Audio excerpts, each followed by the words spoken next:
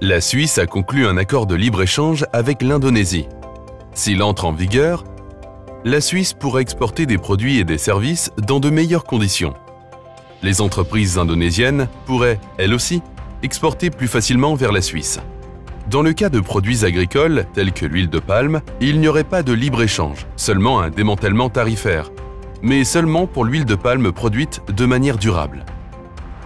C'est la première fois au monde que les normes en matière d'environnement et de droits de l'homme sont rendues contraignantes dans un accord commercial. Il ne s'agit pas seulement de libre-échange, il s'agit de commerce équitable.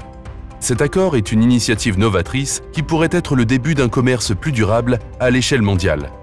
L'Indonésie est également l'un des plus grands marchés en croissance actuellement. L'accord de libre-échange crée une sécurité juridique et améliore l'accès au marché pour les entreprises suisses.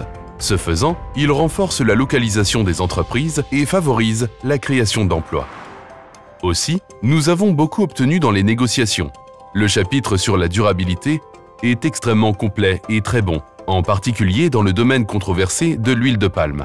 Pour la première fois, une disposition spéciale dans un accord de libre-échange lie directement et de manière contraignante l'importation réduite d'huile de palme à des dispositions détaillées sur la durabilité. Le respect de toutes les dispositions de l'accord relatives au développement durable peut être demandé dans le cadre d'un comité mixte.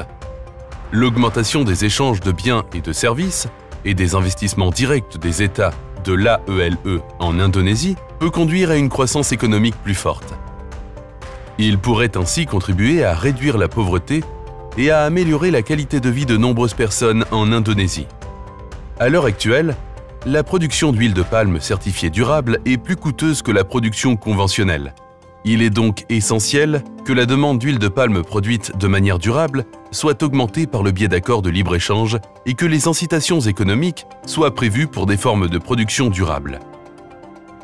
La norme révisée, RSPO, doit servir de base à la mise en œuvre de la réglementation sur la durabilité. Elle est considérablement plus stricte que la norme nationale ISPO utilisée précédemment en Indonésie. Enfin, le rejet de cet accord serait un vote en faveur d'une approche protectionniste et isolationniste, contre le commerce durable et contre une Suisse économiquement ouverte et interconnectée. L'accord de libre-échange avec l'Indonésie est une innovation verte et libérale. Pour la première fois, les droits de l'homme et les normes environnementales sont inscrits dans un accord de manière contraignante. Visant à renforcer le commerce durable, cet accord doit être un exemple pour ceux à venir. Un oui le 7 mars est un oui à plus de durabilité.